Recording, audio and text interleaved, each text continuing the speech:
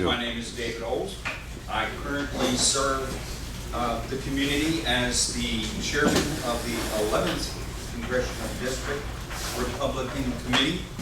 Richard, of course, is the chair of the 7th.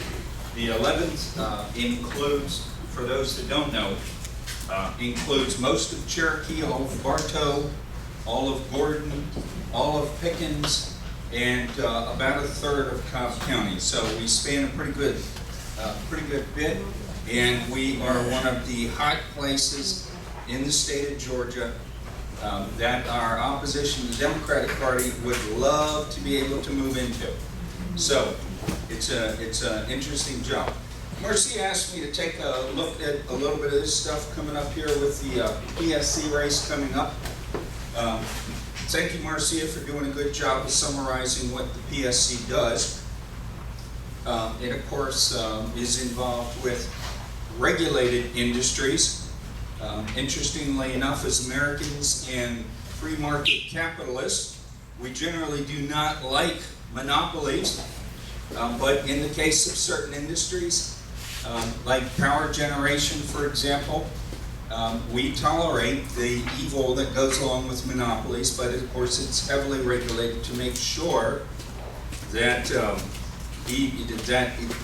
those monopolistic powers are not used in a manner that could damage each one of us in our interests. So every year, every couple of years, we go through this process of re-electing the people that serve on the Public Service Commission that are charged with protecting us and making sure that we're getting good money, good product for the money that we're spending out of our tax money and fees that we pay. And they are charged with setting our rates. Of course, it's a huge thing. And something near and dear to my heart, the investment that is going to be made into power generation. And I wanted to talk about that a little bit, and a little bit about where the money comes from. I'll start with the money because that's always interesting in a political race. And the Public Service Commission is sort of a uniquely small audience. The people that are really, really interested in the Public Service Commission and what it's going to do. Besides those of us, we have our interest in our power bill at the end of the month, are the people that are regulated. So it may come as no surprise that the vast majority of money that traditionally flows into the campaigns for the Public Service Commissioners comes from people like Georgia Power, the law firm that Georgia Power uses, people that work for Georgia Power and they're related people, Sienna, the marketers that function within that industry, and that's sort of a subset of itself. Even within the regulated industry, they try to use a little bit of free market capitalism. So you have these marketers, even though they all use the same power generation basics, the guts of what they do and how they provide the product is all the same, but they market against each other. So there's a little bit of regulation in there. So all of these smaller subsets of our community are very, very interested in the Public Service Commission seats and who sits in them, because what their future is going to depend heavily on that. And a good example, again, power generation. It used to be a few years ago that the nuclear power industry had fallen heavily out of favor. The Green lobby decided that nuclear power was evil. It was going to poison us all. All the plants were going to explode. They were all going to burrow their way down to the center of the earth. And we were all going to die in a great radiation cloud. Well, now, of course, with the evils of the petroleum industry and the coal industry having been clarified for us by the very, very intelligent people on the left, they have decided that maybe nuclear power isn't as bad as they originally thought, And maybe it's something that they need to look at again. Well, here in Georgia, they were not ever quite so persuaded by the left. Here in Georgia, there has been an effort. Well, we produced what, the very last, the most recent nuclear power plants in the country. Plant Vogel is the immediate one, and if Lee gets up, I'm sure he'll have to say something about that. But it is no secret to everyone here probably that Plant Vogel, I always mispronounce that, was massively overpriced. The original estimate on the project was off by a matter of some $20 billion, $15 to $20 billion. They were off on it. Now, it's an interesting story in itself because it involves the bankruptcy of one of the legends of the American power and electricity industry players, Westinghouse, which went bankrupt during the process. They were trying to show that they could manage these projects. They failed horribly, and it went on and on and on, and the cost kept going up, cost kept going up, cost kept going up. Why does this matter? That matters because one of our candidates here today, not here today, but one of our candidates in the District 2 race, one of our candidates, Tim Echols, was in office while all of this was going on. He worked heavily in favor of the original approval of the project, and he was involved in every single approval of the cost overruns, and they are heavily criticized for not just the overall price, but the manner in which it was managed or was not managed. So, that of course is a key issue here. And in that, to get back to the subject that Marcia asked me to talk about, anytime that you have so great a sum of money, a $15 billion project became a $30 billion project, you have to be concerned about conflicts of interest. You have to be concerned about influence in the project and in influence into the choices that are made by your public service commissioners. So anytime I hear, and I'm an attorney by trade, so I trust nobody.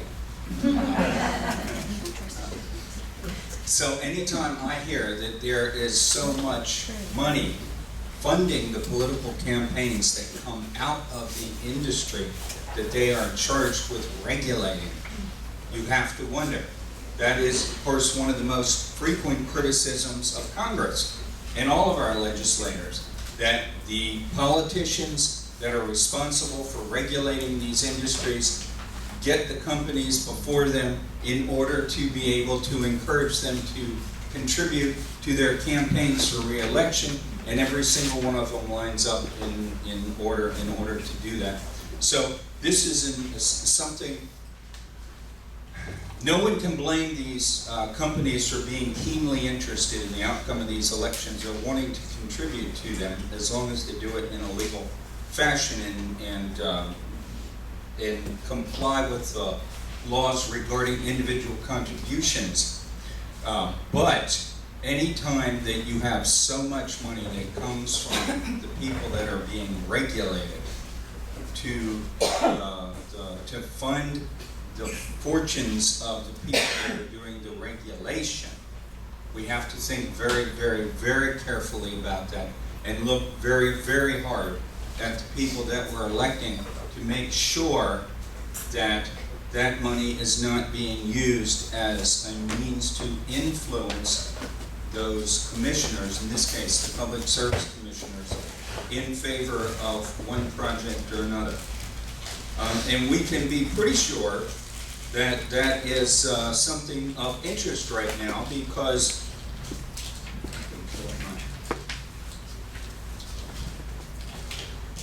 in this race we have a spirited team of Democrats this time.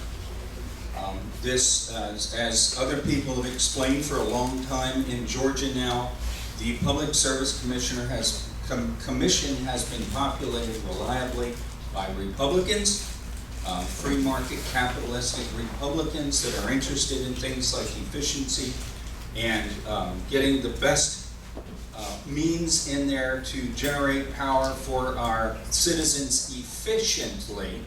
And that means without regard to pie-in-the-sky projects like pretending that we don't have to worry about where this power comes from, or the fact that solar panels don't result in more damage to the environment than drawing that oil out of the ground, which used to be carbon plants in the first place and just over a long period of time deteriorated and became oil. And carbon cycle goes around and around. So in the case of our Democrats that are running for this position, it may not be any surprise to anyone here, with exception out of the five, 4 of them have absolutely no experience in regulated industries. They didn't come from power backgrounds. They're not used to working with public utilities. Almost universally, they either have backgrounds in trying to develop clean energy, so you can see where that's going, or managing people, or in one case, we have a legislator coming from, we have one individual coming from the legislature over and now figures that she can take her time-wasting management skills and parlay that into a job at the Public Service Commission, where she can probably waste even more time and money. So we need to take a look and think about the qualifications of these people, because they're who are going to be running against our Republican candidates. I'm pleased to say that both of our candidates that are running on the Republican side have backgrounds in these regulated industries. Okay, and they have worked in it, and they have some idea what they're talking about. So when they go out there, they have some idea how kilowatt hour of electricity is generated, that it's not magically go outside and the sun's going to produce a vast amount of power for us without any sort of consequences.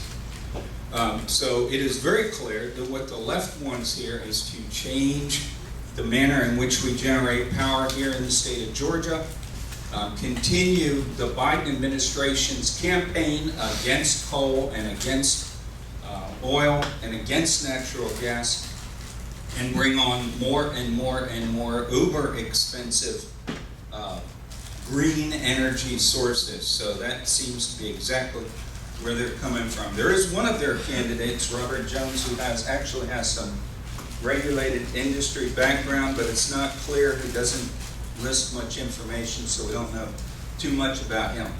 But that certainly seems to be where the campaign's going. And again, they're not telling us where their money's coming from. One of the reasons is it's still early in the process. I think the campaign finance report was due June 2nd, and the results I looked at on the website today, and you can't really see anything. They're not out there yet.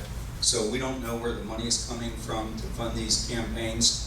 I suspect that when the Democrats do put that information up there, we're going to find out that it's not Georgians that are funding this stuff, and these are people that are behind the green energy push that are providing that money. So, how am I doing, Marcia? Okay. All right.